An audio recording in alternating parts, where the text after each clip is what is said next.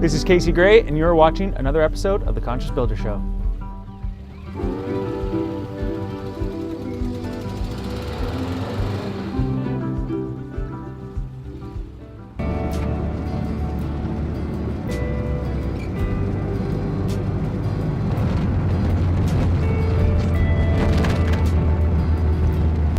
Today we are heading to Russell to do an inspection on a mixed-use building. Apparently it's not in that great of shape, but we're going to find out. The potential purchasers have an offer in, and we need to figure out what really needs to be done with the building and figure out what we can do within the required budget. We got the trades coming to meet us as well, main trades.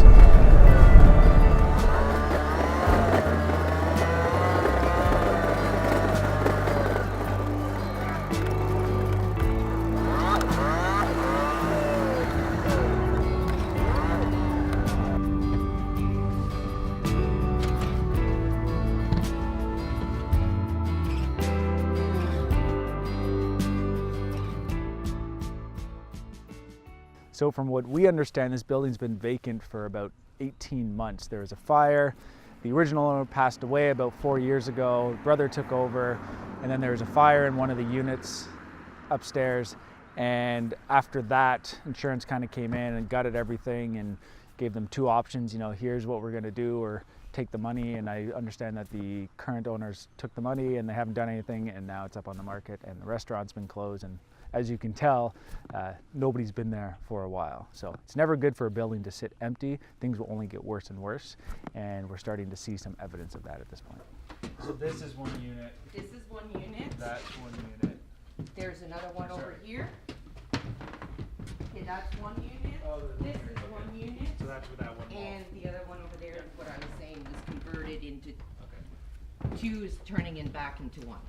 Okay. So right now the plan is to turn the second story back into 4 units. It's illegally 5 units right now. You know, there's some obvious sagging in the floors, but nothing unexpected in these old buildings.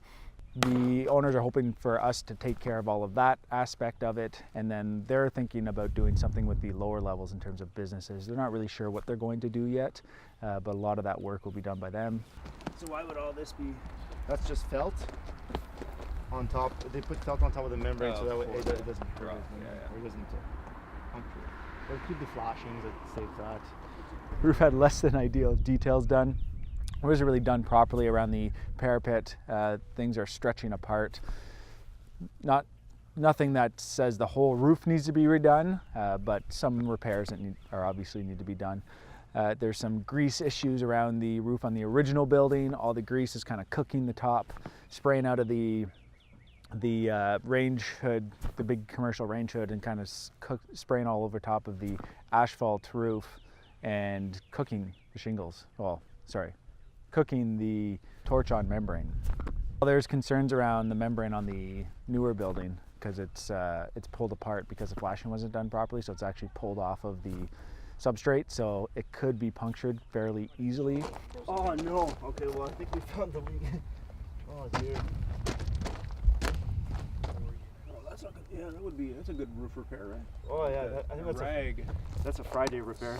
It's Friday. Fix it by Monday.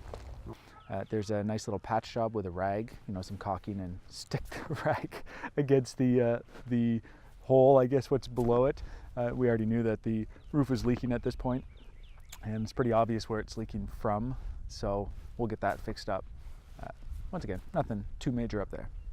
I don't know what this is. I think Slimer was here. It's like melted tar? Yeah, but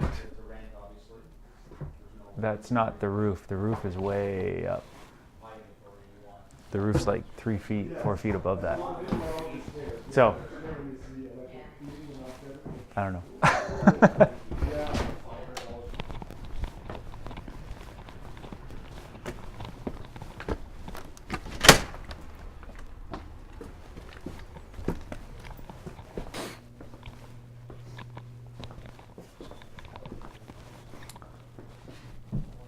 That might be why it's sagging. joists are running. Just trying to figure out how they would have originally built this. There's some sags in the floor upstairs. It looks like they change floor directions. The joists change directions for the floor. And the sag is probably because the wall, load-bearing wall, lands in between floor joists or something. But I can't really see which way the floor joists are running because it's still covered.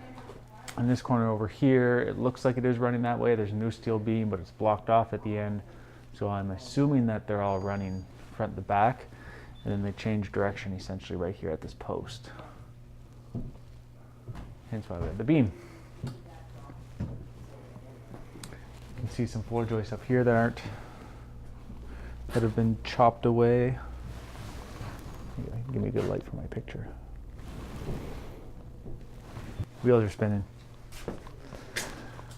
Okay, I'm gonna take some pictures downstairs and then pictures outside, figure out what's going on with that brick spalling. My biggest concern is really the front porch area. They've redone the bricks on the front of the original building and then it matched the addition that was put on, I understand, sometime in the 80s. And I'm not really sure how they did that. And they put on this ramp at the front all in concrete and there's moisture issues. And I think the moisture is getting trapped and it's really wrecking the concrete foundation of the original building. So that would be really my biggest concern. There's obvious evidence of moisture issues at the bottom of the brick at the front door. In the basement, there's wood that's rotting. The original stoop that's there, which wasn't done properly to begin with when it was originally built, but that's kind of buried below who knows what. So that would be my biggest concern. Inspection went, I don't know if it goes as planned, right? You can't really plan these things, but nothing extremely bad. There's a couple red flags with the building. I know the plumbing's not done well. You know, there's some minor things up on the roof. Nothing really unexpected, let's say that, with regards to these old buildings and whenever there's renovations done by owners or who knows who over the years. Obviously there's a lot of design and a lot more steps to go through before we get to that point. At this point, let's figure out what's going on with the building.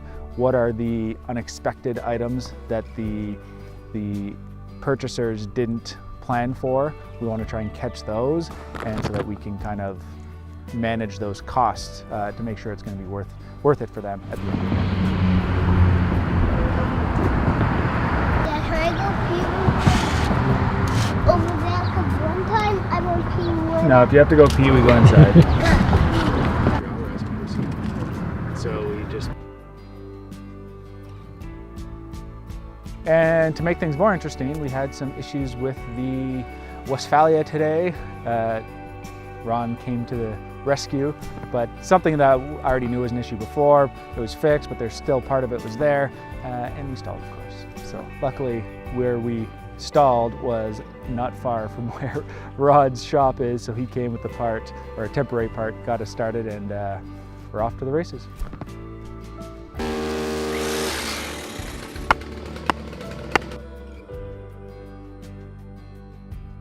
So I ended up renting a wallpaper steamer, which actually works great. We're able to do almost the whole entire room. Good morning, my name is Steph from Stone Design Concepts. This is the new technology now, the way we measure our countertops.